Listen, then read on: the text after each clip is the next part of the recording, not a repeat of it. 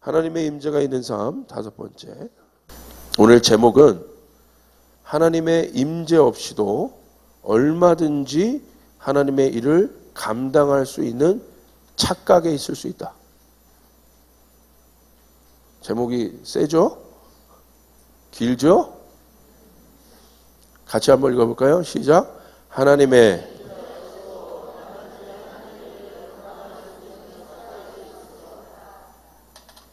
오늘은 영적 민감함에 대해서 좀 티칭하려고 합니다. 영적 민감함이 얼마나 우리의 하나님의 임재를 사모하는 삶 안에 필요한지 좀 나눌까 합니다. 임재란 무엇입니까? 하나님의 성품을 경험하는 거예요. 신앙이란 뭐냐면 우리와 교제하시고 우리와 함께 하시는 그 인격적인 하나님을 경험하는 겁니다. 그분을 느끼는 거예요. 그분이 계심을 아는 겁니다.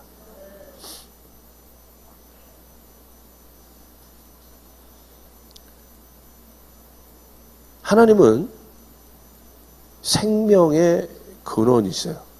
모든 것에. 그 말은 뭐냐면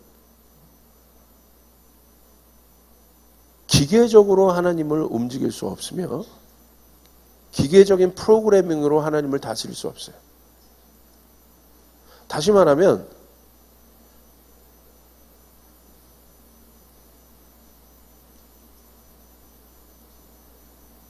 우리 안에 하나님이 얼마만큼 친근하게 내가 느껴지는가? 이 질문이 굉장히 중요한 질문이에요. 오늘 우리 신앙 안에, 현 신앙 안에. 내가 오늘 하나님과 어떤 친밀감을 누리고 있는가?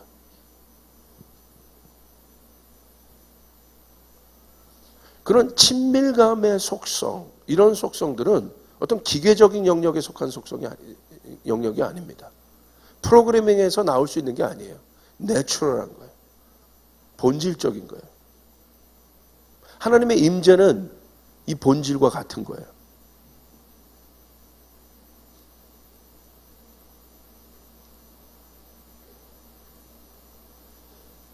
그래서 다른 어떠한 표현으로 그 영역을 이렇게 정의할 수는 없지만 그래도 근접하게 말할 수 있는 부분이 바로 뭐냐면 하나님의 성품.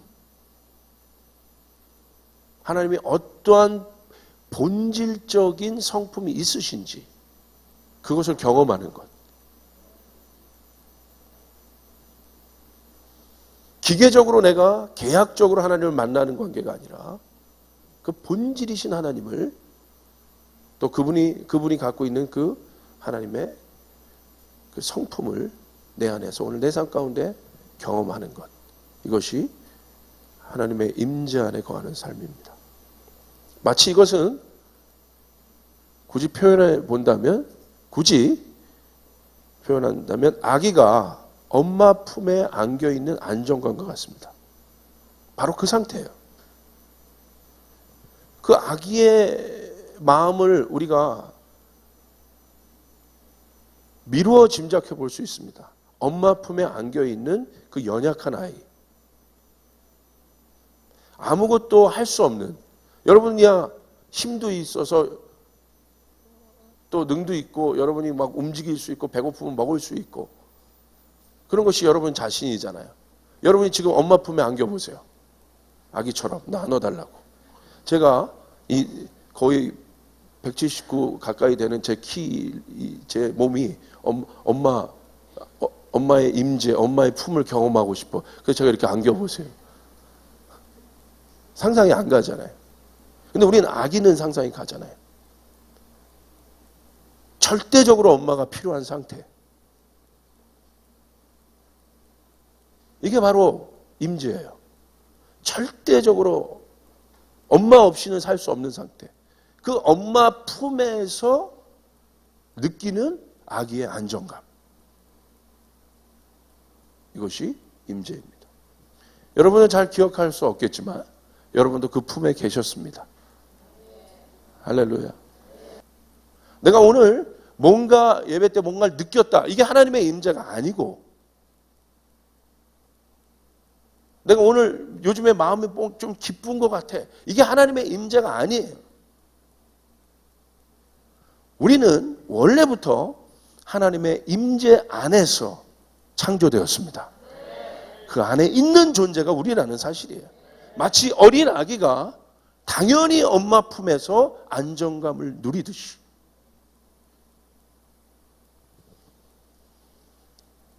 그곳에서 아기는 안정감을 누려요.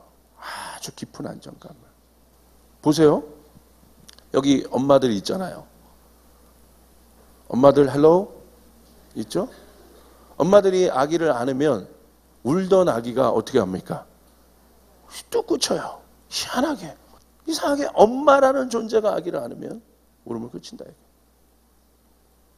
그런데 그 속에서 아기는 어떻게 합니까? 잠도 자고 배고프면 이러면 뭘 줘요?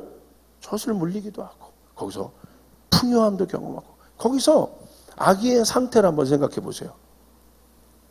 모든 컨디션이 최고의 상태예요.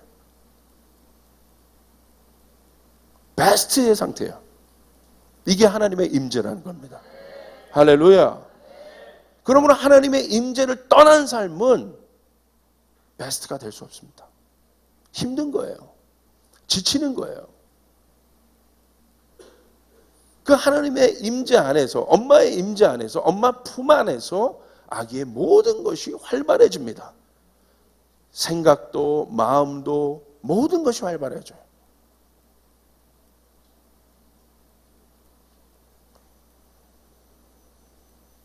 그리고 그 모든 것이 살아났다는 것은 뭘 표시하느냐? 저는 이것을 민감성이라고 좀 표현해봤어요. 센시티브하다. 모든 감각, 기관, 세포 하나가 다 살아난 그 순간이에요. 그래서 아기는 보세요. 실질적으로 그 안정감을 찾으니까 뭐가 돼요? 정신도 얼마나 잘 돌아가겠어요. 집에서 싸우는 부모 밑에서 있는 아이들의 모습을 한번 보십시오. 두려움에 확 사로잡혀 있지 않습니까? 그러니까 실제적으로 마음에 두려움이 가득한데, 여러분 실제적인 어떻게 되겠어요? 실제적으로도 근육도 위축될 수 있고 정신도 마찬가지고 모든 것이 위축되는 거예요. 굳어지는 거예요. 경직되는 거예요. 저도 어렸을 때 저희 부모님이 많이 싸우셨어요. 참 많이 싸우셨어요. 그래서 그 싸우는 걸 보면 참 지긋지긋했어요. 어렸을 때인데. 근데 제가 오늘 어머니 아버지가 싸우셨어요. 이렇게 심하게. 근데 제가 어렸을 때인데 제가 기억이 나요. 겨울인데 집에 있는 외투를 입고 바깥으로 그냥 나가려고 하는데 저희 아버지의 눈빛을 제가 아직도 기억합니다. 아버지가 저를 붙잡고 지훈아 여기 있어라. 여기 있어라. 근데 부모님이 저를 여기다 내버려두고 마루로 나가셨던 것 같아요. 그리고 일단은 일단락됐어. 아버지가 굉장히 다급하게 저를 그 방에 남겨뒀어. 나가려고 하는 저를, 어렸을 때. 나중에 제가 여쭤봤더니 뭔가 제가 굉장히 불안해 보였대.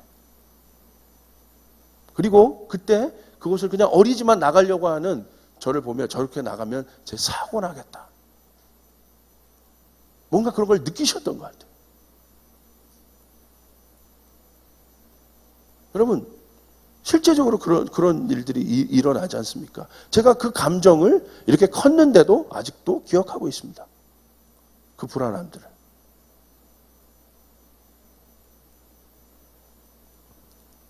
마찬가지입니다. 왜 이 민감성이 중요하냐? 저는 이 민감성을 긍정적인 면에서 지금 보고 있는 거예요. 하나님의 임재 안에 있을 때, 엄마 임재 안에 있을 때, 엄마 품에 있을 때를 표현했는데 하나님의 임재 안에 있을 때, 이게 에덴의 상태와 마찬가지거든요. 어떤 일이 일어납니까? 우리의 영적인 어떤 영향력을, 능력을 이걸 수치화시킬 수 없지만 혹시 우리의 이해를 위해서 수치화해 본다면 하나님과 최고로 교통할 수 있는 상태. 바로 이 상태란 말이에요. 이게 뭐예요? 와이파이. 신호가 풀로 뜬 상태란 말이에요. 그것이 에덴이었어요. 두려움이 없던 곳, 기쁨으로 가득한 공간이 바로 그곳. 바로 그곳에서 인간은 하나님과 교제하며 살았어요. 할렐루야. 민감. 그런데 봅시다. 종교 생활은 그 반대예요. 하나님을 찾고 하나님을 경험하지만 그 하나님의 임재 안에서 우리의 모든 것이 회복되고 활발해져요. 그런데 종교는 그 반대입니다. 종교는 둔감해요. 우리의 영을 둔감하게 한다.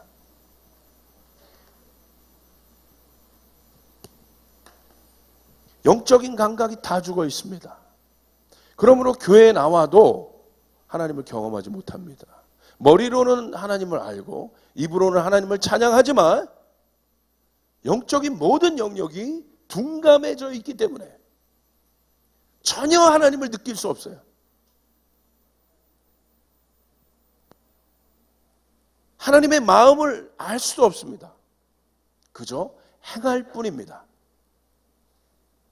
오늘 이와 같은 상황이 성경에 있었어요. 언제입니까? 엘리 제사장의 시대입니다. 영적 둔감함이 엘리 제사장 안에, 그 가문 안에 있었습니다. 엘리 제사장은 어떤 사람입니까?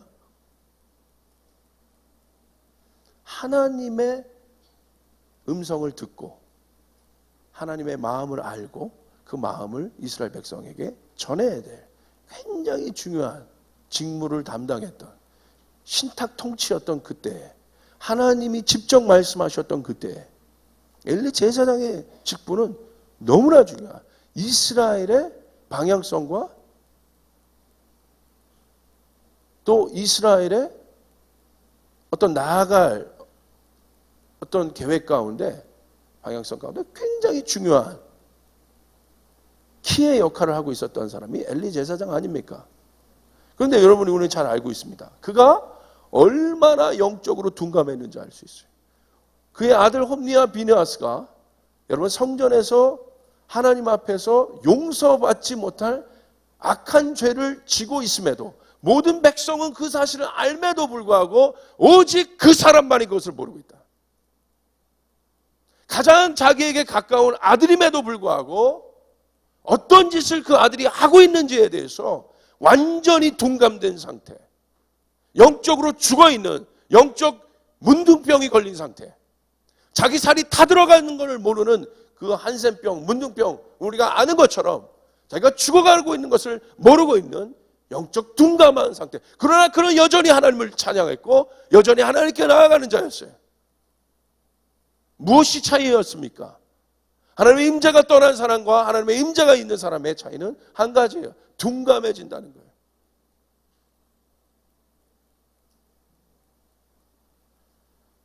우리는 그런 차원에서 생각해 볼 때 왜 그렇게 되는지, 왜 우리가 둔감해지는지 우리는 그 원인의 뿌리를 조금 더 깊이 볼 필요가 있습니다.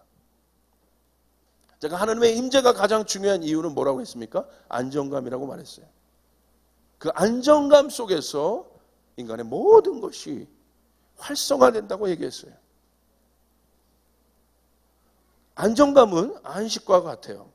하나님의 가장 중요한 성품이에요.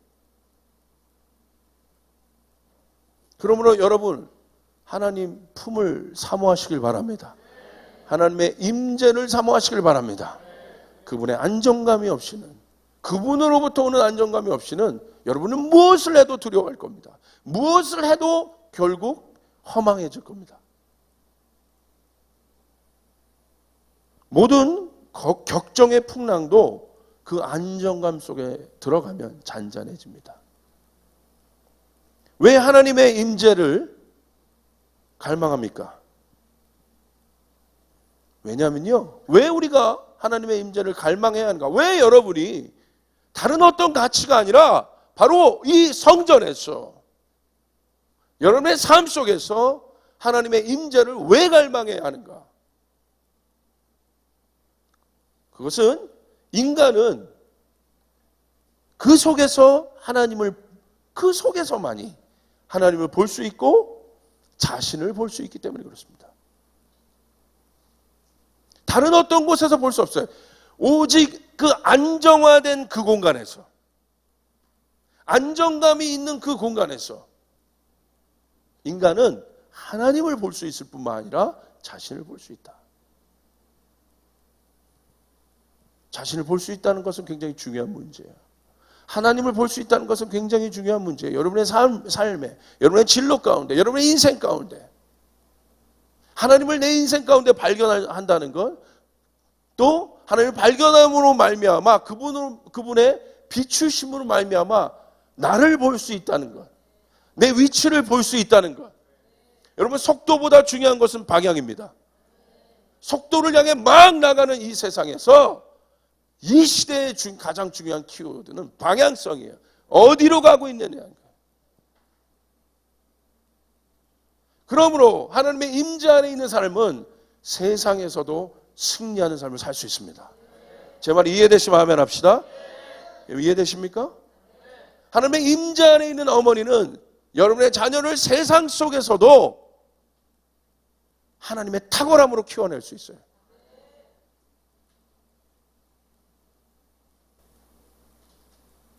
저희 부모님이, 아버지가 저희 자녀들에게 물려주신 유산은 한 가지입니다. 뭡니까? 하나님을 경험케 하는 것, 하나님을 알게 하는 것. 이게 얼마나 큰 유업인지 저는, 또 제 동생은, 목사는 경험하고요. 실제로 경험하고 있습니다. 여러분, 돈이 중요하죠? 맞습니까? 그런데 그 하나님의 본질적, 하나님으로부터 이 본질을 자꾸 가고, 이 마음에 경작하고, 그 하나님에 대한 그 하나님을 만나는 것, 하나님을 인카운트하고 하나님을 알아가는 것을 자꾸 경작한 사람은요, 그것이 중요한 건 압니다. 중요하지 않다고 하는 건 거짓말이에요, 다. 뭐 나는 거룩하니까 그런 걸 하찮게 봐요. 거짓말이에요. 중요해요. 중요한데 우선순위를 틀리게 놓지는 않아요. 할렐루야.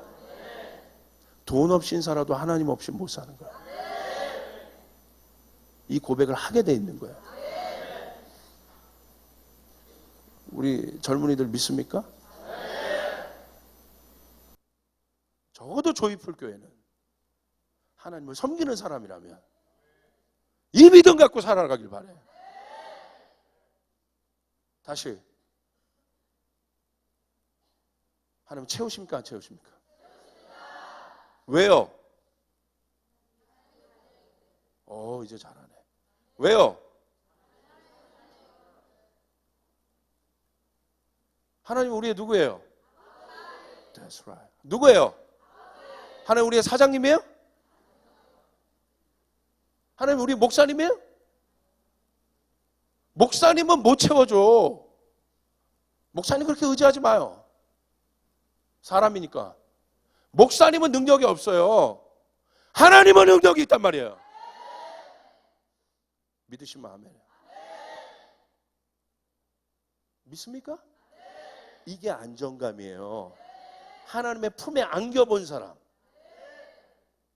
그로부터 오는 평강, 그로부터 오는 놀라운 하나님의 채우심, 부유함. 이게 안정감이에요. 이해되십니까? 안정감은 실제적인 거예요. 프랙티컬한 거예요. 고난 속에 나타나요.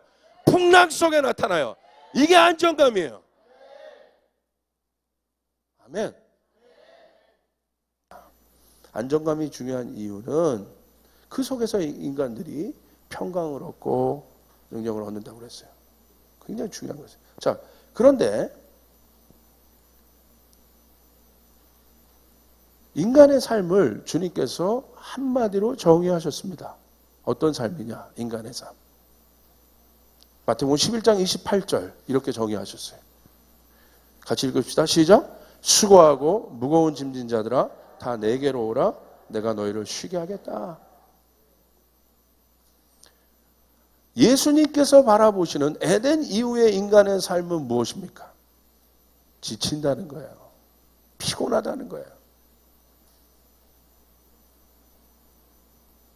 경직된다는 거예요. 둔감해진다는 거예요. 그러니까 어떻게 돼요? 뭐 때문에 그렇습니까? 일 때문에 그러는 거예요. 그렇게 사는 거예요. 뭔가 일해야 그렇게 하는데 그 일을 행복하게 기쁨으로 여러분이 하는 일을 행복하고 기쁘게 여러분이 지금 여기며 하실 수 있는 사람은 행복한 사람이에요. 할렐루야. 그 사람은 진짜 행복한 사람이에요. 그 사람은 신문 돌리는 사람이어도 그 사람은 행복한 사람이에요. 그 사람은 진짜 하나님의 사람이에요. 그 자리에서 그 행복감을 느낄 수 있다면. 그런데 보세요. 이것을 일로 여기기 시작할 때 어떤 일이 일어나요? 지치는 거예요. 무겁게 되는 거예요. 그러니까 예수님 보는 거예요. 그 안정감을 떠난 그냥 일로 살아가기에 급급한 우리 인생들을 바라보시면서 주님 말씀하시는 것이에요. 너 인생은 수고하고 지친 인생들이다. 그러므로 내가 필요하다. 내가 그 안정감, 본연으로 돌아와야 된다. 본질로 돌아와야 된다. 내가 너와 함께하면 너가 그렇게 회복될 수 있단다. 할렐루야. 네가 쉼 안에 들어갈 수 있단다. 네가 달려가도 지치지 않을 수 있단다. 할렐루야. 여러분 맞습니까? 이게 민감한 상태예요. 이게 본질의 상태예요. 이 민감성, 하나님에 대한 민감성을 유지하고 있는 상태. 그러므로 영적인 사람은 자기의 마음의 상태에 대해서 굉장히 센시티브합니다. 이게 영적인 사람이에요. 기도를 막 와 하는 사람이 영적인 사람이 아니라 자기의 마음의 상태, 하나님과의 관계에 비추어서 자신의 마음의 상태를 보고 있고 느끼고 있는 사람이 영적인 사람이에요. 우리는 이것과 싸워야 돼요.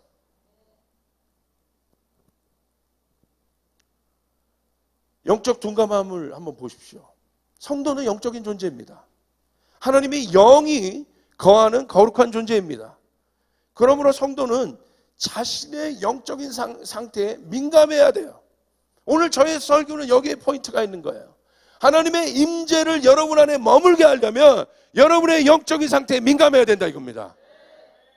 할렐루야. 하나님의 임재를 사모하십니까? 그렇다면 여러분의 영적인 상태에 민감해야 된다. 이것이 중요한 거예요.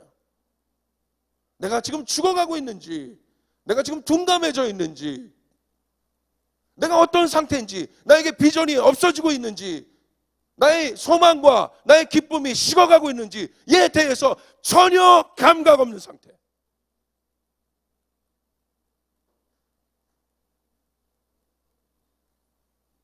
만약에 그런 상태를 여러분이 이곳에서도 저도 마찬가지입니다. 여러분의 삶 가운데 제 인생 가운데 경험하고 있다면, 그렇게 느끼고 있다면, 그렇게 느낀다면 그 사람은 행복한 사람이에요. 여러분의 부족함을 그렇게 느낄 수 있다면 그 사람은 행복한 사람이에요. 왜? 나올 수 있게 되니까, 볼 수 있게 되니까. 그러나 가장 불행한 사람은 자신이 어떤 상태인지를 모르는 사람이에요. 이 사람에게는 남의 소리가 들리지 않습니다. 폐쇄 속에 자기 성에 갇혀진 자기가 던진 메아리의 소리만 듣고 있을 뿐이에요. 다 거짓말이에요.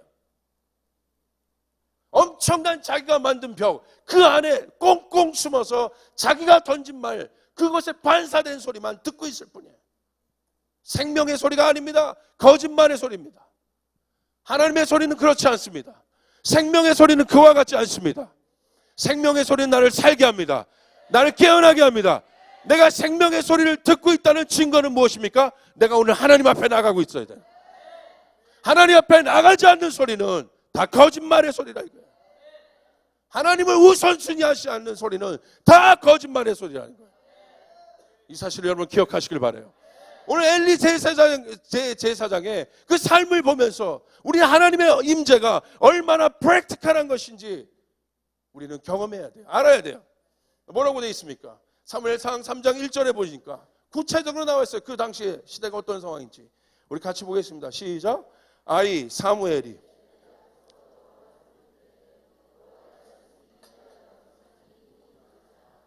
여러분 엄청난 상황 아닙니까? 하나님의 말씀을 가르치고 하나님의 말씀을 아는 자 그에게 하나님의 말씀이 희귀하면 되겠습니까? 하나님의 계시가 희미하면 되겠습니까? 이게 바로 어떤 상태예요? 그런데 그 사실을 모르고 있는 거예요. 여전히 행위하고 있습니다. 여전히 자기가 원래 하던 것을 하나님의 계시와 하나님의 말씀이 희귀해져 가고 있음에도 불구하고 여전히 예배하고 있어요. 여전히 하나님 앞에 뭔가를 하고 있어요. 하나님은 근데 말씀하시는 거예요. 내 영이 이미 너에서 떠났다는 거예요.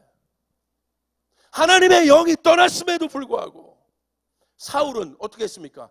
하나님 앞에 여전히 예배하려고 했어요. 여러분 잘 아셔야 돼요. 왜 우리가 영적으로 민감? 이따 다윗의 케이스를 볼 것이지만 오늘 밧세바의 사건을 통해서 다윗 안에 어떤 위기가 왔습니까? 둔감해지는, 죄로 인한 둔감함의 상태가 왔어요. 시편 51편에 다윗이 뭘 고백합니까? 하나님이여 당신의 영이여 성령이여 나를 떠나지 마시옵소서.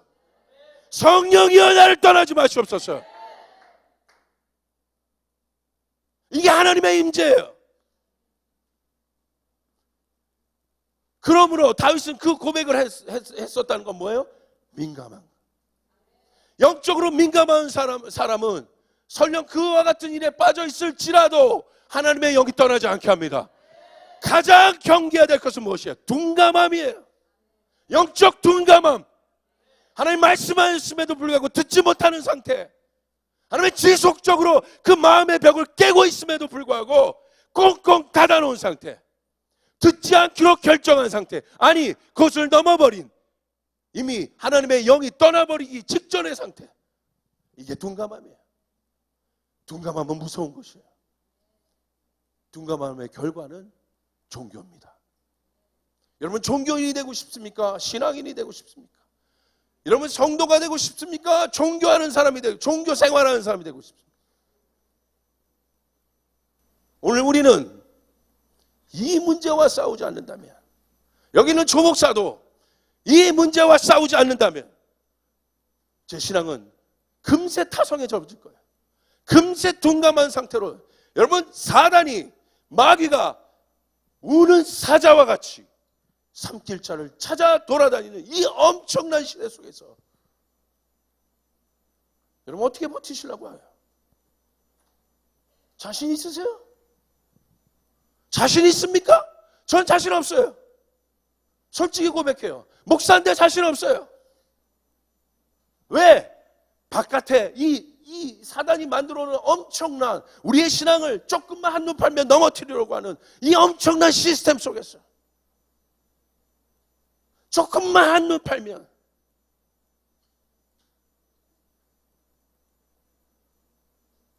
여러분 그와 같은 시대 속에서 우리가 살고 있다. 그러므로 신앙은 전쟁인 것이에요. 하나님의 임재를 모신다는 것은 전쟁인 것이에요. 여러분 다윗이 왜 전쟁했겠어요? 왜 다윗이 전쟁한 이유는 뭡니까? 영토 확장을 위해서? 아니야. 자신의 비전 성취를 위해서? 아니에요. 우리 다윗의 삶을 알지 않습니까? 왜 그랬습니까? 그 모든 자원을, 전쟁으로 이겼던 모든 자원과 그 모든 힘을, 다윗의 마지막 소망은 뭐였습니까? 자신은 사무엘 말씀에 있는 것처럼 자신은 왕궁에 있으나 하나님의 법궤가 초막 안에 있는 것을 보고 항상 괴로워했어요. 그러니까 다윗의 여러분 목표는 뭐였습니까? 하나님의 그 전을 지어드린 거예요. 하나님 전을 왜 지어드려요? 하나님의 임재가 머물고, 하나님의 임재가 얼마나 강력한 것을 알기 때문에. 근데 하나님 말씀하시잖아요. 너는 성전 못 짓는다. 그러니까 다윗이 거기서 포기합니까? 뭐 했습니까? 방백들을 부르고 모든 사람들을 불러서 모든 자원을 모아서 누구에게 이것을 건넵니까? 솔로몬에게 주지 않습니까? 나는 성전을 못 짓지만 솔로몬아, 하나님 솔로몬에게 약속하십니다. 그 전을 지을 수 있도록 약속하십니다. 다윗이 내 때는 못 지으니까 솔로몬 때 짓는다고 하셨으니까 멈춥니까? 그 일들을? 다윗의 오직한 소망은 하나님의 임재로 오게 하시는 것이었어요. 여러분의 궁극적인 인생의 목표와 소망은 무엇입니까? 하나님의 임재가 여러분을 다스리고, 하나님의 임재가 여러분의 가정을 다스리고, 하나님의 임재가 이 교회 가운데 임하고, 하나님의 임재가 이 나라 가운데 임하는 그 일들을 우리는 보고 싶은 것이에요. 진짜 소망하세요? 진짜 소망하십니까? 주님은 중심을 보세요. 우리의 중심을 보고 계세요. 내가 어떤 생각을 하는지 다 알고 계세요. 내가 어떤 마음을 품고 있는지 우리 주님은 다 알고 계세요. 잘 알아야 돼요. 우리가 어디로 피하겠습니까? 어디로 숨을 수 있겠습니까? 우리가 숨는 곳은 한 가지죠. 우리 마음, 폐쇄된 그 공간 안으로, 그 경직된 방 안으로, 숨도 쉴 수 없는 사방이 막혀있는 나라는 자아로 똘똘 뭉친 그 방 안에 내가 들어가, 내가 스스로 왕되고, 내 비전 보고, 내 거 보고, 내 거. 우리 안에 그 바벨들이 있다는 것을 명심하세요. 그 폐쇄의 방이 있다는 것을 명심하세요. 우리의 이 영의 상태가 언제나 여러분 선악과를 따먹을 수 있다는 사실을 명심하세요. 우린 그런 존재예요. 그러므로 주님의 임재가 필요합니다. 그로부터 오는 안정감, 그로부터 오는 생명, 그로부터 오는 기쁨, 그로부터 오는 평강, 본질적 평강, 본질. 이것이 해결된 사람이 돈을 벌면 돈이 가치 있게 쓰이는 것이에요. 이것이 해결된 사람이 노래를 하면 그 노래가 가치 있는 것이에요. 이것이 해결된 사람이 기술을 가지면 그 기술은 가치 있는 것이에요. 믿으시면 아멘해요. 맞습니까? 본질 없이 무엇이 중요해요? 그것에 대한 갈망 아니에요? 본질에 대한 갈망? 자기의 재능을 가지고 여러분이 어떤 상태까지 올라가 보세요. 자, 이루었어요.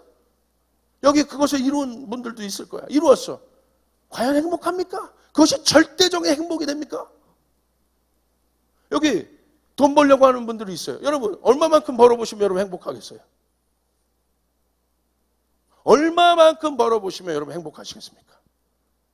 얼마만큼 여러분이 가지시면 여러분 만족하시겠습니까?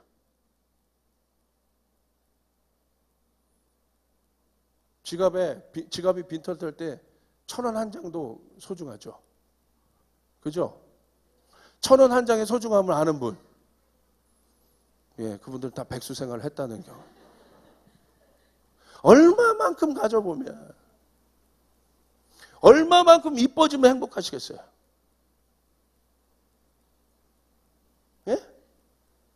얼마만큼 이쁜 아내를 얻으면 여러분 좀 떳떳하시겠어요?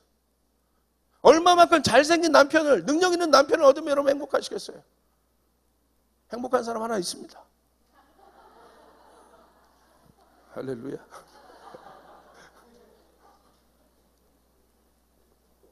목사가 얼마만큼의 사이즈의 교회를 하면 목사가 행복하겠습니까? 얼마만큼 똑똑해지면 여러분 행복하시겠어요? 이게 본질이에요. 그러므로 이 본질을 아는 사람은요, 주어진 상황에 만족해요. 감사함이 넘쳐나요.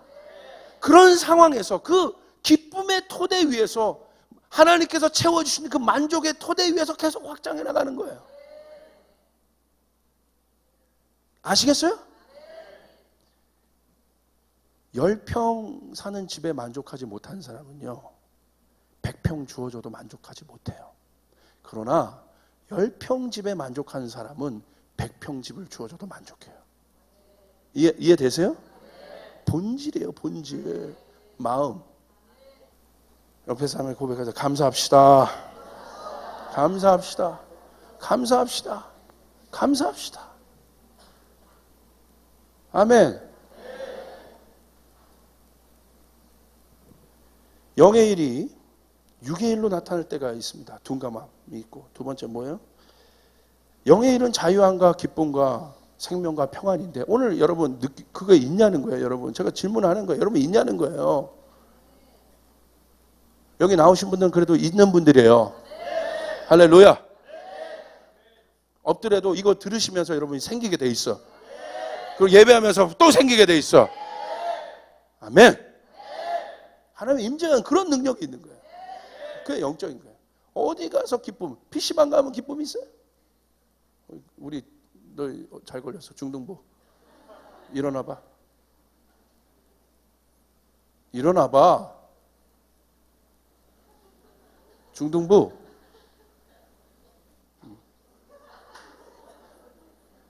여러분 PC방 가고 싶은 마음이 제 때는 얼마나 목사님이 하는 설교 지금 하나도 이해 못할 거야. 뭐 영적 둔감함, 민감함 뭐죠. 그런데 이렇게 나와 있잖아. 이쁘죠? 너희들은 여기 있다는 것 자체가 복인 거야. 나중에 얘네들이요 30살 넘어가면 목사님이 자기들을 일으켜 세워서 이렇게 했다고 간증할 겁니다. 누구한테? 중등부한테. 우리 박수 한번 쳐주세요.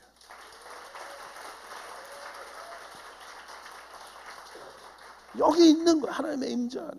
저는 하나님의 여러분 잘 생각 부모님들 여러분의 자녀 교회 안에서 자라나게 하세요. 교회 생활 신앙생활 열심히 하게 하세요. 하나님은 그 자녀 책임지십니다. 믿으시면 아멘. 맞습니까? 이거 없이 어떻게 신앙생활 합니까? 이 믿음 없이 하나님이 그렇게 우리를 인도해 주실 거란 믿음 없이 어떻게 신앙생활 하겠습니까? 이건 본질적인 믿음 아닙니까? 그런데 여러분 생각해 보세요. 그런 평강과 이런 기쁨이 있는데 그러나 이 모든 영역을 하나님의 영이 하나님의 임재가 없는 상태는 어떻게 합니까? 피곤함으로 느끼게 해요. 피곤하네. 피곤해. 바로 그때 우리 민감해야 돼요. 이런 영적 상태의 첫 단추는 뭘로 나타납니까? 수동성. 사역자들 잘 들으세요. 여러분이 영혼 만나는 것에 수동적인 자세를 가진다면 하나님의 일에 수동적인 자세를 갖는다면 빨간불 들어온 거예요. 잘 아시겠어요? 하나님의 일은 침노하는 거예요. 영적인 일은 침노하는 거예요. 영적인 일은 하나님의 나라는 침노하는 자에게서 뺏긴다. 영적 수동성이 사역자에게 얼마나 무서운 건지 아시겠습니까? 영의 일은 침노하는 자의 것이라. 천국은 침노하는 자의 것이라. 이게 바로 피곤함이 결집된 상태가 수동성입니다. 이런 상태는요, 모든 것이 이게 바로 영이 아니라 육으로 변해버린 거예요. 그러니까 영은 일을 해도 안 피곤해요. 피곤하지만, 육신적으로는 피곤하지만 그 마음 안에 기쁨이 있어요. 아버지가 뭐 어떤 그런 거 보잖아요. 뭐 아버지가 실직을 했어도 그 다음에 내가 이 악물고 잘 해야지. 그러면서 아침에 또 내가 할 수 있는 건 신문밖에 돌리는 거, 우유 배달 그런 거밖에 할 수 없으니까 아주 막 돌리면서 막 3시간, 4시간 막 아침에 그렇게 돌렸어. 그러면서 땀 한번 딱 닦는데 자기 자녀 그 사진, 핸드폰에 있는 사진 하나 보면서 그러면서 씩 웃는 그 기쁨이 있다. 기쁨. 그게 영인 거야. 제 말 이해되십니까? 그런데 그거 없는 사람은 내가 이게 왜 해야 되냐 이걸? 내가 맨날 저 옆편네 만나고 저 자식 새끼만 없었으면 내 행복했을 텐데. 그런 부모는 없겠지. 그런데 혹시라도 그렇다면 그 사람은 큰일 난 거죠. 빨간불이 들어온 거예요. 빨간불이. 하나님을 앙망한 자들의 독수리가 하늘 위로 비상하는 셈이 있습니다. 이게 영입니다. 그러므로 여러분 육은 아까 그랬잖아요. 수고하고 무거운 짐진 자. 이게 육이야. 그러나 너는 내게 오라 내가 너를 쉬게 하리라. 너의 육이 영으로 바뀌리라. 이 말 이해되세요? 육이 영으로 바뀌리라. 제가 하나님 앞에 예배하는 게 저한테 피곤함이 있겠습니까? 없겠습니까? 있을 수 있지만, 그러나 제가 연약해서 그렇게 느낄 수도 있어요. 솔직하게. 그러나 그때 영적인 사람은 그 마음을 민감하기 때문에 그냥 두지 않아요. 하나님 앞에 기도합니다. 하나님 앞에 간구합니다. 하나님의 임재를 알기 때문에. 그래서 주님 앞에 나가면 또 회복을 얻습니다. 이것이 반복되는 거예요. 이것이 반복되는 거예요. 한 번에 해결되는 게 아니라, 여러분, 영적인 건요, 너무나 실제적인 거예요. 너무나 실제적인 거예요. 하나님의 임재는 너무나 실제적인 거예요. 우리 삶 안에서. 이해되십니까? 그러므로 오늘 내 상태가 수동성의 자세에 있는지 하나님 앞에 나갈 때 그거 점검해 보시라 이거예요. 오늘 여러분 안에 하나님 앞에 나가는데, 여기 예배팀 안에 아니면 여러분 안에 각자가 하나님 앞에 하나님 앞에 나가는데 뭔가 꺼리낌이 있다. 점검해 봐야 돼. 예배는 기쁨인 것입니다. 하나님의 말씀은 기쁨인 것입니다. 기도는 능력인 것입니다. 할렐루야. 이걸 진짜 믿고 있냐는 거예요. 아멘. 예배팀 맞습니까? 맞습니까? 응. 저는요, 우리 현영이가 여기 있는데 이번에 힐링 캠프에 나왔더라고. 이문세 씨 그거 하는데, 저는 이문세 씨 이번에 힐링 캠프 그거 보고 와, 어마어마하게 도전받았어요. 목에 보신 분 있어요? 암이 있대요. 여기 암이. 그런데 암이 있으면 얼마나 여러분 이게 사형 선고입니까? 그런데 이 암을 제거하는 수술을 받아야 되는데, 만약에 완전히 제거해버리면 혹시 성대가 긁힐 수도 있다는 거야. 그럼 노래를 못하잖아. 그런 경우도 있을 수 있다는 거예요. 그럼 노래를 못하잖아. 그래서 이문세 씨가 그렇게 결정했대요. 어떻게? 암덩어리를 남겨놓고 수술을 마무리한 거, 나머지만 고치고. 그래서 더 노래하다가 이제 안 되고 안 되면 그때 가서 내가 치유하겠다. 여러분, 저는 진짜 음악에 미친 사람을 본 거예요. 음악 하려면 이 정도 해야지. 어설프게 명함 내밀고. 전 진짜 와, 저 사람은 적어도 저 영역의 경지에 올라갔네. 저 노래가 얼마나 이 사람을 사로잡고 있으면 자기의 목숨까지 내놓으면서 그 목소리를 지키려고 하고 있네. 저는 엄청나게 도전. 내가 하나님의 말씀을 향해서 그와 같은 태도가 있는가, 내가 오늘 하나님의 임재를 향해서 그와 같은 태도가 있는가. 여러분, 우리는 점검해 봐야 돼요. 여러분, 맞습니까? 아멘. 점검해 봐야 돼요. 여러분, 농부입니까? 노예입니까? 둘 다 일을 하지만 농부는 수확을 기대하는 주인의식이 있는, 그 농부가 주인이라는 것을 상정한다면 그는 일을 하지만 일 속에서 기쁨을 누릴 것입니다.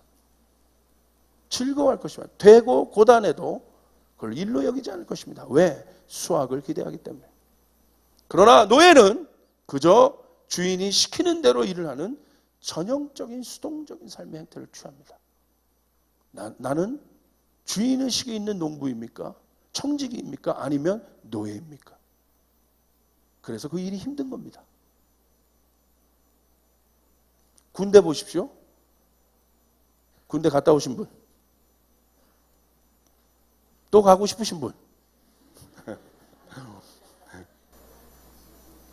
군대 왜 또 가기 싫어해요? 남자들 보세요. 좀 여자들은 모르잖아요. 남자들은 군대 가기 싫어해. 또 왜? 수동적 삶의 대표거든. 군대 가고 싶어서 가요? 의무잖아. 우리나라는. 가서 나는 조금 더 자고 싶은데 일어나야 돼 이러고. 우리 안 집사님이 그러더라고요. 안영철 집사님이 저기 강원도에서 군생활 했는데 4월인가 5월 달까지 눈이 오더래요. 그래서 그때 그랬대요. 우린 눈을 보면서 낭만을 찾죠. 와, 화이트 크리스마스, 와, 눈. 너무 새하얗다, 세상이. 너무 좋다, 내 마음도. 그녀가 생각나고. 이게 눈이잖아요. 안 집사님 그러더래요. 4월, 5월 달까지 눈이 왔다니. 눈은 쓰레기다. 눈이 쓰레기가 온다라고 그랬대, 쓰레기가. 이게 수동적 삶의 대표적인 형태야. 자유함의 삶은 눈을 아름다운 곳으로 보지만 수동적 삶은 그거 치워야 되는 거야. 즐기지 못해. 맨날 그냥 하기 싫은 거 억지로. 그냥 개 여러분 아시죠? 목줄 맨 개. 그냥 가기 싫은 거 끌려갈 때 어떻게 해요? 질질 끌려가. 이게 수동적인 삶이야. 여러분의 목에 그런 사슬이 없어요. 노예의 사슬이 없어요. 할렐루야. 여러분 자유합니다. 자유예요. 하나님 앞에 나가면 이것을 경험해야 된다 이거예요. 오늘 내 안에 이 자유함이 없다면 여러분 뭔가 모르지만 점검해 봐야 된다 이거예요. 가장 그 자유함이 있었던 상태는 언제십니까? 가장 기뻤던 상태.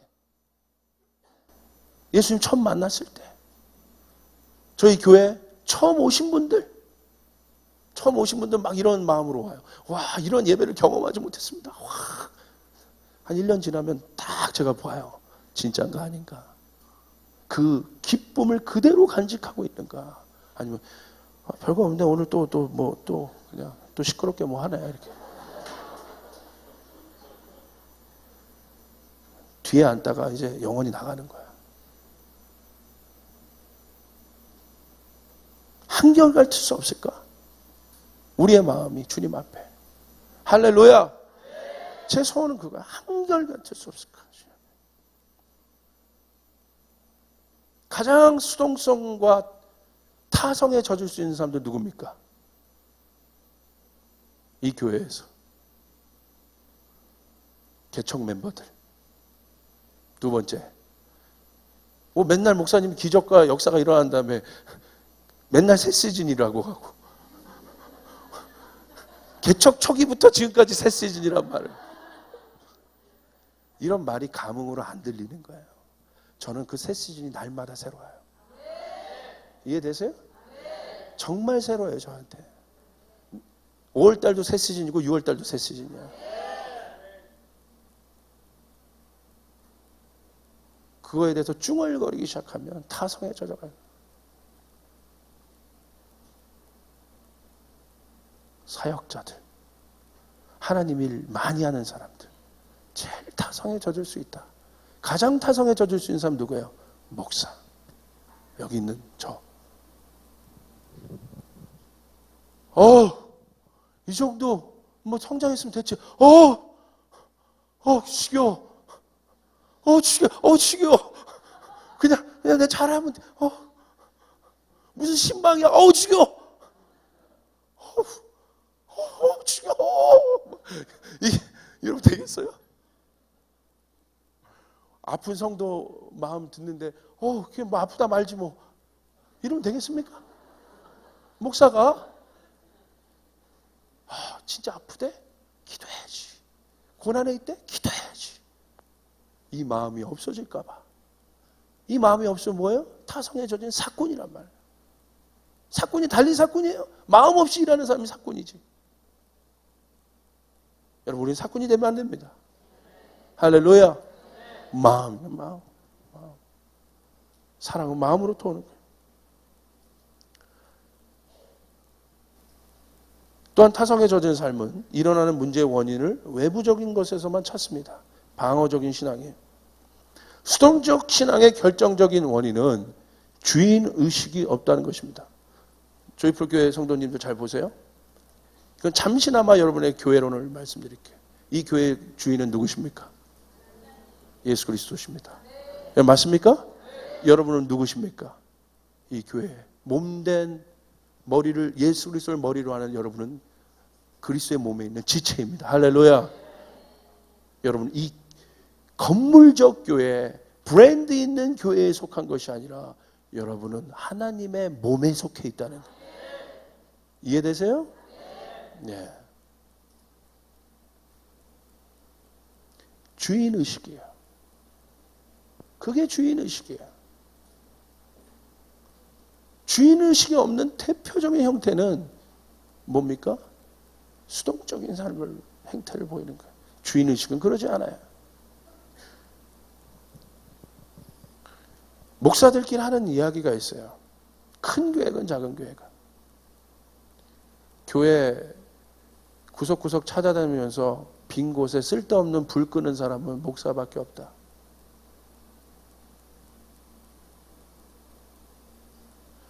여러분도 빈 곳에 불이 꺼져 있으면, 불이 켜져 있으면 끄시길 바라요. 여러분의 집처럼. 바닥에 뭐 떨어져 있으면 주시길 바라요. 여러분의 집에 그렇게 다니시진 않을 거잖아요.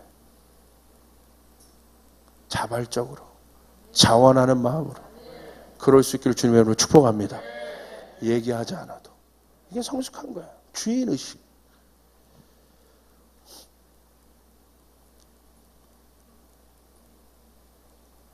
주인의식이 없는데 그 이유는 자신의 내면을 다스리고 경작하는 훈련이 되어 있지 않기 때문에 그래요.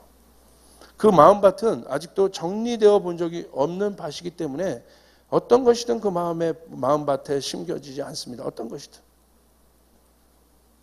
그렇기 때문에 모든 원인을 마음이 경작되지 않은 상태이기 때문에 외부 요인에서 찾습니다.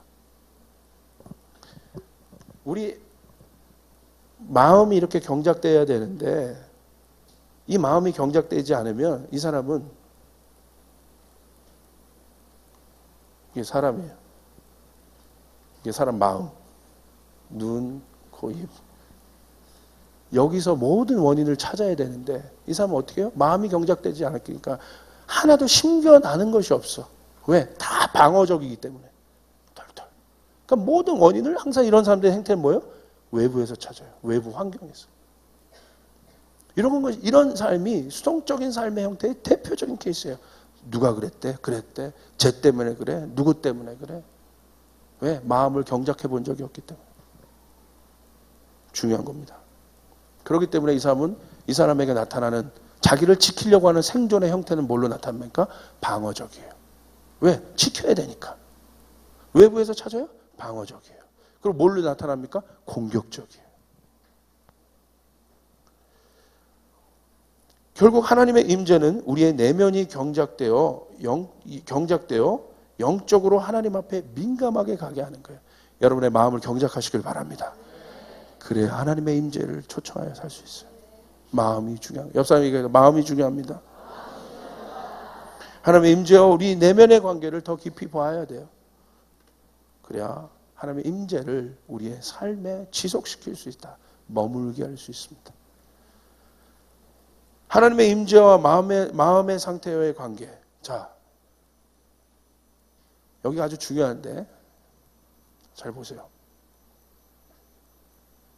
지금까지 앞에 제가 했던 이것을 머리에 두시고 이제 실제적인 것으로 들어가는 거예요. 어떻게 하면 하나님의 임재를 경험할 수 있을까? 성경적으로. 자, 먼저 내 인생을 격정시키게 하는, 내 마음을 격정시키게 하는 원인을 찾아봐야 돼요.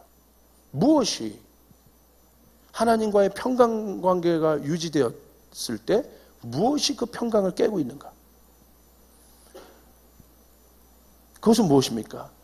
하나님과 인간이 에덴에서 평강관계를 유지하고 있었습니다. 좋은 관계. 그런데 무엇이 그 평강관계를 깼습니까? 인간의 연약함이었어요. 물론 마귀의 공격이 첫 번째지만 오늘 그것은 지금 보지는 않겠고 그것이 첫 번째예요. 사단의 공격. 그리고 두 번째, 그 사단의 공격이 어디에 틈탄 거예요? 인간의 그 연약한 마음 안에 들어와 버린 거예요. 그러므로 여러분 안에 하나님의 임재를 유지시키지 못하게 하는 하나님의 영이 없는 그 순간 뭐가 돼요? 거기엔 파도가 일어나는 거예요. 격정인 상태가 되는 거예요.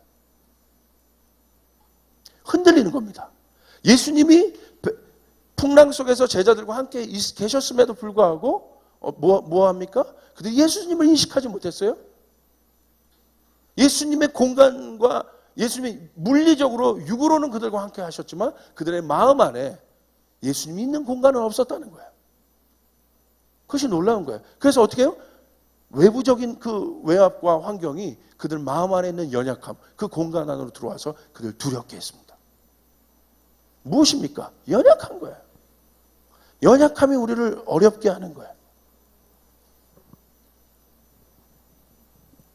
여러분, 하나님의 임재를 유지시키지 못하게 하는 결정적 원인, 여기 있는 조목사도 마찬가지입니다. 여러분, 하나님의 임재가 여러분의 삶 가운데 있기를 바랍니다. 있기를 바랍니다. 그러려면 이제 본격적으로 뭘 보셔야 돼? 연약함을 다뤄야 돼요. 할렐루야. 이 연약함을 다뤄야 돼. 이제 그만 숨어야 돼요. 이 연약함을 다뤄야 됩니다. 그 연약함 때문에 하나님의 임재가 깨어지는 거예요. 두 번째, 연약함으로 인해 깨어지는 하나님의 임재. 제가 얘기했습니다. 세 번째, 연약함의 이중성. 연약함의 이중성이란 뭐냐? 이게 이중성이에요. 모든 사람은 이 연약함에서 벗어나고 싶어 합니다. 여러분, 연약함에서 벗어나고 싶죠? 그런데 그렇게 하지 않아요. 이게 연약함의 이중성이에요. 모든 사람이 연약함이 주는 엄청난 영적인 해악적인 면, 영적인 여러분 안 좋은 면들을 다 알고 있으나 그 연약함을 알고 있으나 바꾸려고 하지 않아요. 이게 희한한 특성이 있다는 거예요. 거기에 안주해버리거나 거기에 주저앉게 만들어버려요.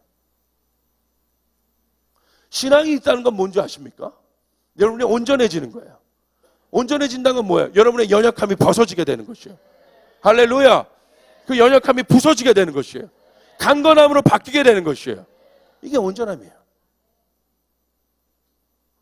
그게 자란다는 개념이에요. 어린아이 같이 연약한 자가 장성하여 가는 거예요. 강건해지는 거예요. 여러분, 그럴 수 있길 바랍니다. 그 강건한 심령 안에 임하는 하나님의 임재를 상상해 보시라 이거예요. 이건 놀라운 겁니다. 이게 바로 연약함의 이중성이에요. 나의 연약함이란 어떤 특성이냐면, 보세요. 이건 나의 연약함이에요. 나의 연약함은 하나님의 성품과 완전히 반대됩니다. 여기에 비밀이 있어요. 왜 우리가 연약함을 다뤄야 되는지, 이것이 하나님의 성품과 임재와 무슨 관계가 있는지 여기에 비밀이 있어요. 오늘 여러분이 연약함을 다루기 시작할 때 그 속에 하나님의 임재가 머물게 될 것이에요. 자, 왜 그러냐? 우리는 알고 있어요. 이 연약함을 다루지 않으면 결과는 어떻게 됩니까? 실패해요. 좌절, 낭망, 패배감. 이것이 에덴을 떠난 인간의 모습이에요. 그 좌절, 낭망, 패배감, 희망 없음, 소망 없음. 한 번도 인간은 이런 감정을 느끼지 못했는데 죄로 인해서 인간은 이 감정을 느끼게 됐어요. 자, 보겠습니다. 결국 이것이 연약함의 결과인데, 이것이 하나님의 성품과 무슨 관계가 있냐 이거예요. 연약함을 변화시킬 수 있는 영역은 오직 하나님의 성품밖에 없습니다. 노력으로 되지 않아요. 훈련으로 되지 않아요. 연약함은 본질적인 문제예요. 본질적인 문제니까 해결이 안 되는 거예요. 본질적인 문제니까 어려운 거예요. 그런데 이 가장 여러분, 인간의 본질적인 연약함의 상태가 뭡니까? 죄인이죠. 인간이 스스로 해결할 수 없죠. 그러나 예수님이 오셔서 그 본질을 해결하셨어요. 여러분, 맞습니까? 육의 연약함은 영으로 해결돼야 돼요. 여러분의 육인 우리가 하나님, 영이신 하나님을 인카운터 할 때 우리의 본질이 변하기 시작한다는 거예요.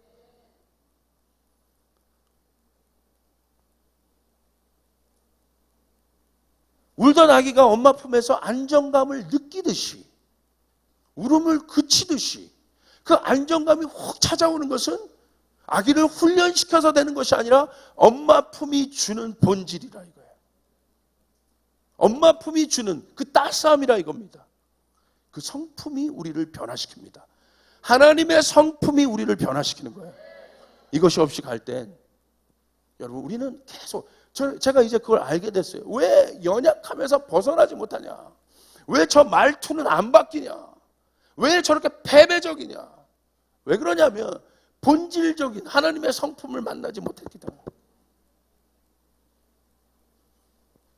하나님이 얼마나 따뜻한 분이고 하나님이 할머니래. 하나님이 얼마나 부유하시고 가난이라는 상처, 여러분의 가정에 어떤 상처가 그런 것이 있다고 봅시다. 그것이 여러분의 연약함이 됐어요. 연약함의 문제가 아닌데 여하튼 그것이 파급이 돼서 여러분에게 연약함이 됐어요. 이 사람이 이것을 해결하려면 돈 많이 벌면 해결됩니까? 안 돼요. 컴플렉스가 많을 뿐이에요. 포장할 뿐이에요. 이것이 해결되려면 본질에 있는 그 고아와 같은 그 마음이 해결되려면 부유하신 아버지를 만나야 된다는 거예요. 할렐루야.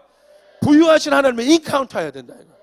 그분의 성품이 얼마나 부유하신가, 그분이 얼마나 많은 사람들을 먹일 수 있는지, 공중의 새도 먹일 수 있으며 들의 꽃도 돌볼 수 있는 그 하나님의 부유함이 그 연약함 안에 임할 때 치유된다 이거예요. 바뀌는 거예요 그때. 이게 놀라운 사실이라. 제 안에 있는 이 깨어진 어떤 분리된 상처들이 있습니다. 그것으로 인한 두려움이 있었습니다. 가정에 깨어진 그런 것들로 인해 별의별 방법을 다 해봤어요. 다 노력해봤어요. 기도도 해봤어요. 뭐도 해봤어요. 근데 결국 내가 결혼할 때, 가정을 가지려고 할 때 여러분 그 본질, 그 두려움이 내 안에 또 들어요. 해결 안 돼요. 그런데 언제 해결되냐?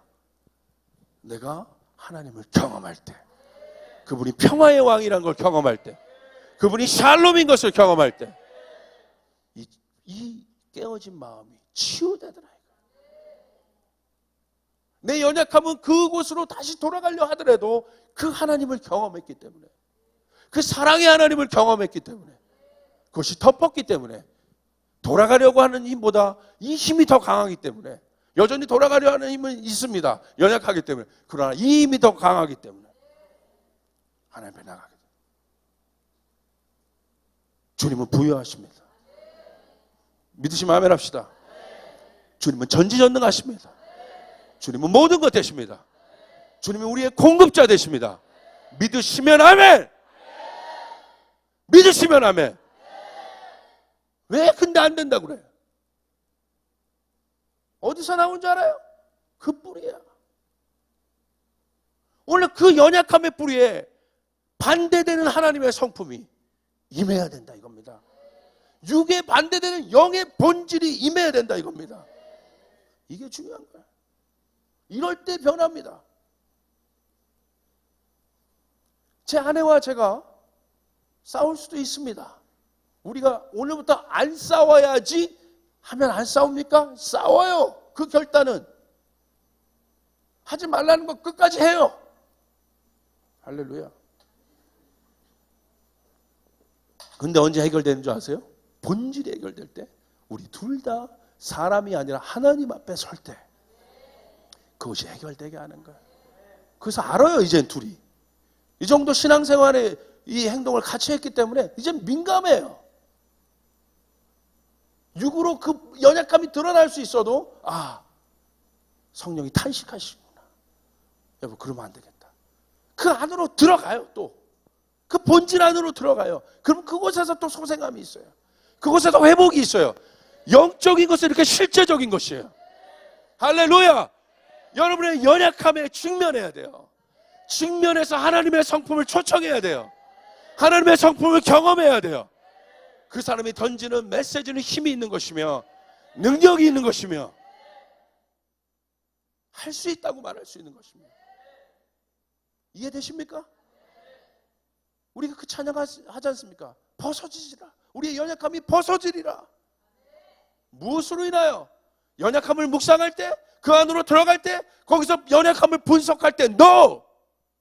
연약함을 해결하신 하나님을 볼 때, 우리의 죄의 문제를 해결하신 그리스도를 볼 때 이 모든 것은 풀리게 된다. 아멘. 이 사람이 신령한 자와 그렇지 않은 사람의 차이예요. 혼으로도 그럴 수 있는 사람, 혼으로도 신앙생활 좋을 수 있어. 딱 들어보면 알아요. 그 사람의 어떤 그런 일들이 미래를 향한 것인가 과거를 향한 것인가. 과거를 향하고 있다면 여러분 아직 모른 겁니다. 그럼에도 불구하고 미래를 보고 있다면 그 사람은 그런 사람은 영적으로 성숙한 거예요. 미래를 보시길 바라요. 할렐루야. 중보를 해도 미래를 보시길 바라요. 우리가 이미 주님이 우리 안에서, 우리의 십자가 안에서 우리의 모든 연약함을 해결하셨어요. 아까 그렇게 찬양했지 않습니까? 휘장 찢고 다 이루어 놓으셨다. 믿으시면 아멘 합시다. 이제는 그 확신 안에서 우리는 하나님의 성품을 경험해야 되는 거예요. 하나님이 얼마나 따뜻한지, 하나님이 얼마나 부유하신지, 하나님이 얼마나 풍성하신지. 어디에서? 연약함이라는 여러분의 선물 안에서. 연약함은 여러분의 선물인 것이에요. 그렇기 때문에 저는 평강에 대해서, 하나됨에 대해서 누구보다도 강하게 얘기할 수 있어요. 왜? 그 분리를 경험한 그 속에 하나님의 하나된 에하드가 뭔지를 알기 때문에. 분리가 얼마나 악하고 나쁘고 여러분 상처를 주고 얼마나 여러분 피폐해지게 인생을 만드는지 분리를 철저하게 경험했기 때문에 저는 에하드이신 하나님, 하나이신 하나님이 무엇인지 경험해요. 이해되십니까? 여러분에게 연약함이 있습니까?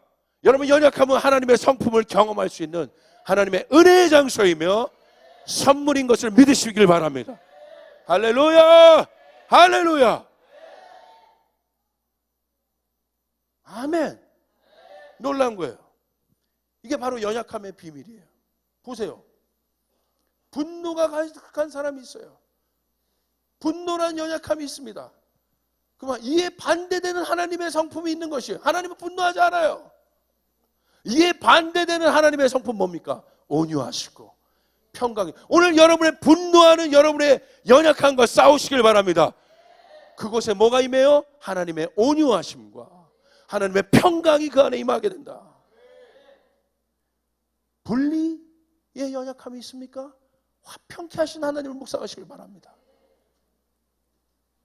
끈기 없습니까? 끈기 없는 자들 많아. 끈기 없습니까? 하나님 앞에 작정한 일에 대해서 끈기가 없습니까? 그렇다면 끈기 없는 것과 이제 싸우지 마시고 하나님이 여러분에게 얼마나 신실하셨는지 묵상하시길 바라요. 할렐루야! 내 결단과 연약함을 여러분 다짐하는 내 결단은 날 변화시키지 못해.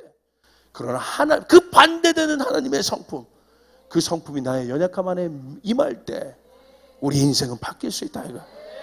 끈기 없습니까? 하나님이 여러분에게 다시 말합니다. 얼마나 신실했는지를 묵상하시길 바래. 그러면 여러분 끈기가 생기게 됩니다. 아멘 좀 하려면 크게 해보시오. 해보시오. 음란하십니까? 음란함에 연약함이 있습니까? 절대 못 이겨요. 음란과 여러분 못 싸워.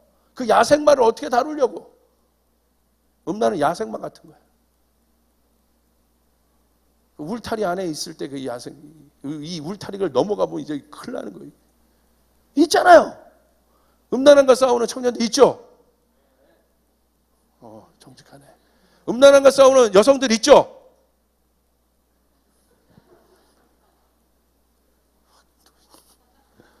음란함과 싸우는 사역자들 있죠?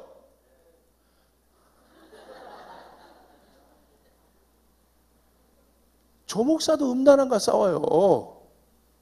아닌 것처럼 그래요. 여러분 음란함과 싸우시죠? 결혼해서 안 싸워? 음란함과? 네, 정직하잖아.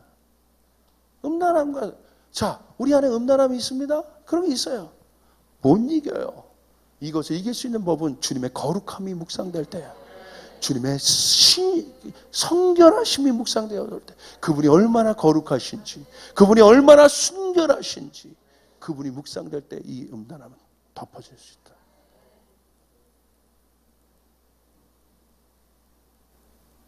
악한 사람이 있어요.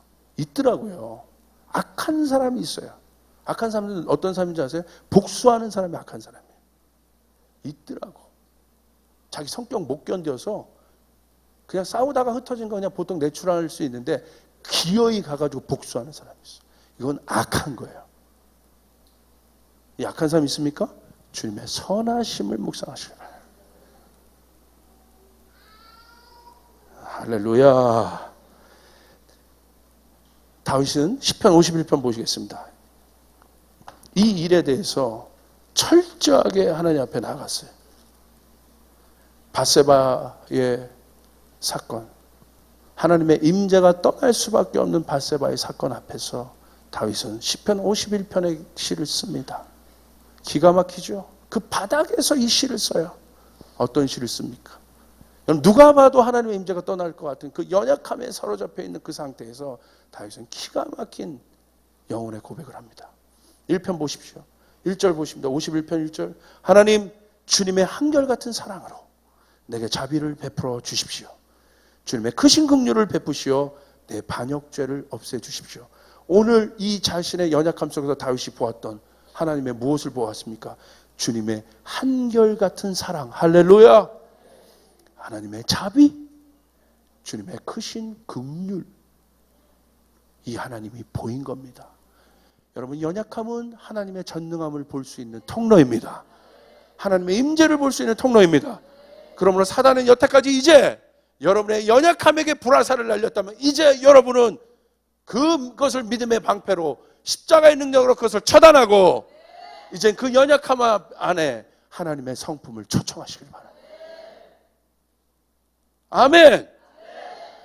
구구절절하지 않습니까? 그 연약함의 밑바닥에서 다윗이 당신은 한결같습니다. 내가 이래도 당신은 한결같은 사랑으로 날 사랑하시는군요. 당신의 자비가 놀랍습니다. 크신 긍휼을 이 연약함에서만 볼 수 있는 여러분 하나님의 성품이라는 거예요. 기가 막힌 거예요. 6절, 7절, 8절 보게. 우리 같이 한번 읽어볼까요? 시작. 마음속에 진실을 기뻐하시는 주님, 제 마음 깊은 곳에 주님의 지혜를 가르쳐 주셨습니다. 자, 마음속의 진실. 그 안에 자기는 사람들을 속이고 얼마든지 거짓말하며 위선 떠는 왕으로 있었지만, 하나님을 사랑하는 사람으로 있었지만, 하나님을 사랑하는 척하는 사람으로 있었지만, 하나님의 임재가 떠나갔을 때 그 마음이 얼마나 괴로워했는지. 하나님, 딴 것이 아니라 뭐라고 합니까? 마음속에 진실을 기뻐하시는 주님. 하나님은 마음속에 진실을 보시는 주님이구나. 그가 사람들을 속이고 있을 때, 외형적으로 속이고 있을 때, 다윗의 거짓말에 속아 넘어갈 때, 다윗의 그 안에 있는 그 연약함 속에서 다윗은 하나님을, 중심을 보시는 하나님을 경험한 것이. 하나님을 경험해야 됩니다. 알아야 됩니다. 그리고 뭐라고 말씀합니까? 제 마음 깊은 곳에 주님의 지혜를 가르쳐 주셨습니다. 마음 깊은 곳에. 뭐라고 표현하고 있어요? 마음이 아니라 어떤 거? 마음 깊은 거. 그 바닥. 그곳에서 우리는 하나님을 경험할 수 있다. 아멘. 7절 시작. 우슬초로 나를 정결케 해주십시오. 내가 깨끗하게 될 것입니다. 나를 씻어주십시오. 내가 눈보다 더 희게 될 것입니다. 8절 시작. 기쁨과 즐거움의 소리를 들려주십시오. 주님께서 꺾으신 뼈들도 기뻐하며 춤을 출 것입니다. 아멘. 7절에 회개하며 주님 앞에 나갑니다. 그러면서 다윗이 경험했던 건 무엇입니까? 기쁨과 즐거움의 소리를 듣게 도와주십시오. 당신은 그것을 나에게 말할 수 있는 분입니다. 그리고 뭐라고 말합니까? 기뻐하며 나에게 춤을 추게 도와주십시오. 이 회개를 통해서 이 연약함을 통과한 다윗은 하나님의 기쁨을 다시 보기 시작합니다. 여호와의 춤을 보기 시작합니다. 시편 51편 11절 12절 같이 있습니다. 시작. 주님 앞에서 나를 쫓아내지 마시며 주님의 성령을 나에게 거두지 말아 주십시오. 주님께서 베푸시는 구원의 기쁨을 내게 회복시켜 주시고 내가 지탱할 수 있도록 내게 자발적인 마음을 주십시오. 할렐루야. 뭐라고 초청합니까? 이제 자신 안에 있는 평생 그렸던 그 한 가지 소원을 이야기합니다. 당신의 영을 나에게 떠나게 하지 말아 주십시오. 놀라운 것 아닙니까? 당신의 영을 떠나지 말게 도와주십시오. 주님의 임재가 머물도록 도와주십시오. 내가 이제 이 언약함을 통해서 주님 철저하게 하나님의 임재가 떠난 삶의 아픔과 고통을 내가 느꼈나이다. 그러므로 이제 주님 당신의 영을 나에게 떠나지 말게 하여 주십시오. 내가 그렇지 않게 서 있겠습니다. 이게 바로 연약함을 통과한 자, 연약함의 비밀 속에서 하나님의 강함을 발견한 자의 고백인 것입니다. 주님께서 베푸시는 구원의 기쁨을 내게 회복시켜 주시옵소서. 그 수월에 빠져 있는 내 영혼을, 태중에서도 죄 짓고 있는 내 영혼을 주님께서 구원하신 것처럼 그렇게 나를 구원하여 주시옵소서. 이 고백이 나오는 것입니다. 그 연약하면서 이 엄청난 고백, 구원자 주님을 만나고 있습니다. 그리고 뭐라고 얘기하고 있습니까? 내가 지탱할 수 있도록 내게 어떤 마음? 자발적인 마음을 주시옵소서. 이게 바로 어떤 상태예요? 영의 상태. 이미 연약함을 통과한 상태, 연약함을 벗어버린 상태, 하나님 앞에 의무감이 없는 상태, 자원하는 심령으로 그분의 기쁨을 추구하는, 그분의 기쁨을 추적하는 그와 같은 온전한 영적인 상태를 어디서 발견했습니까? 이 연약함에서. 오늘 그 일들이 여러분에게 일어나길 바랍니다. 이 수동성은 바로 그 하나님을 만날 때 깨졌다. 결정을, 내 마음 안에 있는 수동성은 하나님을 만날 때, 그 구원의 하나님을 인카운트할 때, 여기 있는 사역자들이 영혼 앞에 수동성을 가지지 않으려면 그 구원의 하나님이 어떤 하나님인지 내 안에 철저하게 경험될 때 우리는 영혼을 사랑할 수 있게 되는 것이에요. 우리는 나갈 수 있게 되는 것이에요. 우리는 전도할 수 있게 되는 것이에요. 우리는 비즈니스 할 수 있게 되는 것이에요. 믿으시면 아멘 합시다. 아멘. 생명이 그로부터 오는 것이에요. 기쁨이 그로부터 오는 것이에요. 나의 연약함이 그분 안에서 벗어지는 거예요. 그분 안에서 벗어지는 것이에요. 오늘 그분의 그 놀라운 일들이, 그 삶들이 여러분 안에 있기를 바랍니다. 이제 마지막입니다. 5번. 이게 비밀이에요. 오늘 저는 이 영적 민감함과 둔감함에 대해서 얘기했어요. 연약함이 주는 마지막 선물은 이것입니다. 17절. 하나님께서 원하시는 재물은 찢겨진 심령입니다. 오 하나님, 주님은 찢겨지고 짓밟힌 마음을 멸시하지 않으십니다. 가장 민감한 상태예요. 둔감하지 않은 상한 심령, 연약함으로 인하여, 그 죄로 인하여 그가 상한 심령이 되었지만 그 상한 심령은 어떤 심령이 됐어요? 하나님의 본질, 본성, 그 약하고 연약한 자를 돌보는 엄마와 같은 그 하나님, 아빠와 같은 하나님, 구원자 그 하나님을 만난 거예요. 여러분, 이건 놀라운 겁니다. 상한 심령은 민감한 거예요. 오늘 우리에게 이 상한 심령이 있기를 주님의 이름으로 축복합니다. 이것이 바로 연약함이 주는 선물인 것이에요. 고난이 주는 선물인 것이에요. 여러분의 고통 가운데 있을지라도 여러분 그 하나님을 경험하면 그 하나님으로부터 오는 이 엄청난 회복의 선물과 구원의 선물과 그 상한 심령, 제 안에 그러기 때문에 상한 심령이 있어요. 이혼한 가정들을 보면 상한 심령이 있어요. 상한 심령이 있어요. 민감해요. 그 사람들 보고. 그것이 오히려 능력이 되어 나타나요. 그런 가정을 상담할 수 있어요. 그런 가정을 위해 기도할 수 있어요. 그런 가정을 눈높이 맞춰줄 수 있어요. 예배자들 마찬가지 아닙니까? 누가 그 연약함의 고리를 뚫고 나와서 하나님이 부유하다고 말해줄 수 있으면, 누가 사역자들도, 누가 이 신학교, 이 말할 수 없는 이 엄청난, 여러분, 하나님의 영이 떠난 것 같은 이 시대 속에서 하나님의 종으로 일어나 그들에게 하나님이 살아있다고 말할 수 있는 것입니다. 여러분 마찬가지입니다. 오늘 여러분의 연약함이 있습니까? 여러분의 묶임이 있습니까? 그것을 뚫고 일어날 때 여러분은 놀라운 메신저가 되고 하나님 나라의 전파자가 될 줄 주님의 이름으로 축복합니다. 이제는 연약함이 아니라 그 위에 하나님의 성품이 임할 때 하나님의 임재를 사모하는, 그때 바로 연약함이 벗어난 그곳에서 그 사람은 하나님의 임재만을 구하는 그 삶을 살 수 있게 되었다. 오늘 밧세바의 범죄 이후 다윗은 평생 그와 같이 살아갑니다. 마지막, 여러분 지금 다윗의 마지막 인생을 논하지는 않겠지만 평생 그거 하나만을 놓고 살아갑니다. 오히려 그 연약함은 그에게 힘이 되었습니다. 능이 되었습니다. 오늘 그 일들이 일어나길 바랍니다. 옆 사람에게 얘기하시라. 다시는 연약함을 묵상하지 않습니다. 나는 하나님을 묵상합니다. 나는 하나님을 묵상합니다. 하나님을 묵상합니다. 하나님을 묵상합니다. 하나님은 어떤 분이십니까? 대답해 보세요. 할렐루야. 어떤 분이세요? 하나님은 어떤 분이세요? 하나님은 여러분에게 어떤 분이세요? 지금 크게 한번 외쳐보세요. 하나님은 여러분에게 어떤 분이세요? 외쳐보세요. 더 외치세요. 더. 할렐루야. 오늘 저에게 있어서 하나님은 하나님의 전의 영광으로 임하실 분이에요. 오늘 제 영이 그것을 고백해요. 하나님 이 영광의 임재를 볼 것입니다. 다음 세대가 일어나는 것을 볼 것입니다. 그 세대가 이 예배로 인하여 회복되는 것을 볼 것입니다. 주님 임하여 주시옵소서. 주님 임하여 주시옵소서. 아멘. 같이 일어나겠습니다. 주님께 영광의 박수 올리겠습니다.